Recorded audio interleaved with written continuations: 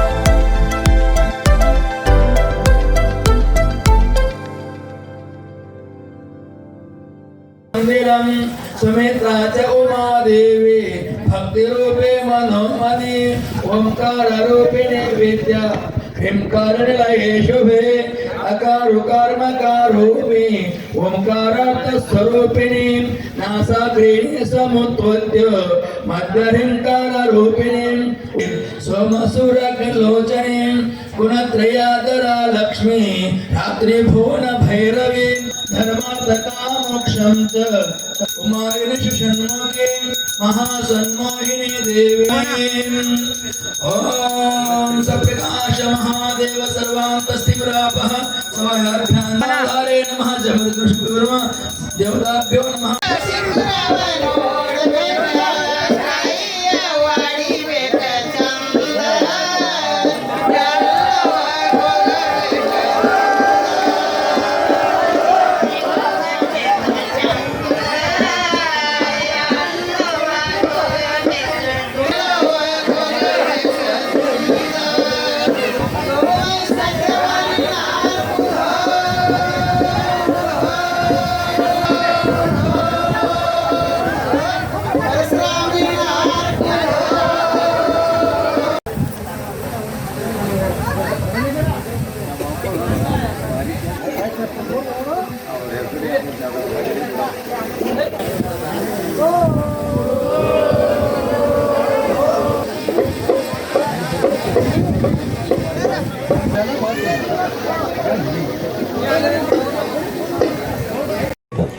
ರಾವಣ ತಾಂಡವ ನೃತ್ಯದ ಮೂಲ ಪಿತಾಮಹ, ಗಾಯತ್ರಿ ಮಂತ್ರ ಆರಾಧ್ಯ ಶಿವನ ಆರಾಧ ಅತ್ಯಂತ ಆತ್ಮಲಿಂಗವನ್ನು ತಂದಂತ ಪರಮ ಶ್ರೇಷ್ಠವಾಗಿರ್ತಕ್ಕಂಥ ಪುರುಷ.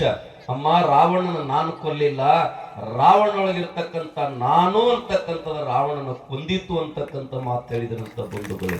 ಅದಕ್ಕೆ ಮನುಷ್ಯ ಅದಕ್ಕೆ ಹೇಳ್ತಾರ ನೋಡು, ಮನುಷ್ಯ ಒಂದಿಷ್ಟು ಬಾಗುದು ಕಲಿಬೇಕಂತ ಬೀಗುದು ಕಲಿಬಾರ್ದಂತ. ಎಲ್ಲಿ ಬಾಗಬೇಕು ಅಂತಕ್ಕಿದ್ರೆ ಬಂಧುಗಳೇ, ನಮ್ಮ ಹಿಂದಿನ ಹಿರಿಯರು ಗುಡಿ ಕಟ್ಟಿದಾಗ ಗುಡಿ ಬಾಗಿಲ ಸಣ್ಣದ ಮಾಡಿರ್ತಾರೆ. ಈಗಿನ ಗುಡಿಗಳು ಬಹಳ ದೊಡ್ಡೋಗ್ಯಾವ. ಈಗ ಮಣ್ಯಾಕ ಬರುವತ್ತಾಗಿತ್ತು ತಿಳ್ಕೊಂಡು ಆವತ್ತಿನ ದಿನ ಗುಡಿ ಬಾಗಿಲು ಯಾಕೆ ಸಣ್ಣ ಇದ್ದು ಅಂತ ಕೇಳಿದ್ರೆ, ಈ ಮನುಷ್ಯ ಎಲ್ಲಿ ಮಣಿದಿಲ್ಲಪ್ಪ, ಕೊನೆಗೆ ಬಂದು ದೇವರ ಮುಂದೆ ಮಣಿಲಿ ಅಂತಕ್ಕಂಥ ಭಾವನೆ ಇಟ್ಕೊಂಡು ಬಂದಿರತಕ್ಕಂಥದ್ದು. ನಮ್ಮ ದೇಶ ದೇವಭೂಮಿ ಅಂತ ಕರ್ಕೊಂಡು ಬಂದಾರ. ಇಲ್ಲಿ ಬಂಧುಗಳೇ, ಹೆಜ್ಜೆ ಹೆಜ್ಜೆಗೊಂದು ದೇವರದಾವ್, ಹೆಜ್ಜೆಗೆ ಹೆಜ್ಜೆಗೊಂದು ಸಂಪ್ರದಾಯ ಅದಾವ.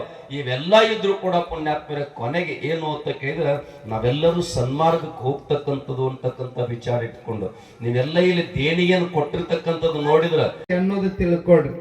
ಯಾರನ್ನೂ ಬೇಡಿಲ್ಲ ಅಂತ ತಾಯಿ, ಯಾರನ್ನು ನೀ ಕೊಡು ಅಂತ ಯಾರನ್ನೂ ಬೇಡಿಲ್ಲ. ಆದ್ರೆ ಎಲ್ಲರೂ ಸ್ವ ಇಚ್ಛೆಯಿಂದ ಬಂದು ಕೊಡ್ತಾರೆ ಅಂತಂದ್ರ ಯಾರು ತಮ್ಮ ಕಿಶದ ದುಡ್ಡನ್ನ ಸುಮ್ಮನೆ ಕೊಡೋದಿಲ್ಲ. ಪಾಪಿಯ ಧನ ಪ್ರಾಯಶ್ಚಿತ್ತ ಕಲ್ಲದೆ ಸತ್ಪಾತ್ರಕ್ಕೆ ಸಲ್ಲದಯ್ಯ. ನಾಯಿಯ ಹಾಲು ನಾಯಿಯ ಮರಿಗಲ್ಲದೆ ಪಂಚಾಮೃತಕ್ಕೆ ಸಲ್ಲದಯ್ಯ.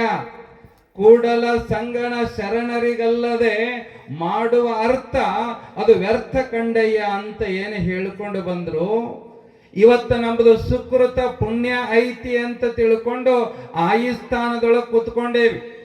ಇದು ತಾಯಿ ರೇಣುಕಾ ಯಲ್ಲಮ್ಮ ತಾಯಿಯ ಪುಣ್ಯಕ್ಷೇತ್ರ. ತಾಯಿ ಯಲ್ಲಮ್ಮನ ಕಾಣಬೇಕು ಅಂತಂದ್ರೆ ಸವದತ್ತಿಗೆ ಹೋಗಬೇಕಂತೇನು ಇಲ್ಲ. ಇಲ್ಲಿಗೆ ಬಂದು ದರ್ಶನವನ್ನ ಮಾಡಿಕೊಂಡ್ರೆ ಅಲ್ಲಿಗೆ ಹೋದಷ್ಟೇ ಪುಣ್ಯ ಭಾಗ್ಯ ನಮಗೆ ಎಲ್ಲರಿಗೂ ಕೂಡ ಸಿಗುತ್ತದ. ಹಾಗಾಗಿ ಇದೊಂದು ಶಕ್ತಿ ಸ್ಥಳ.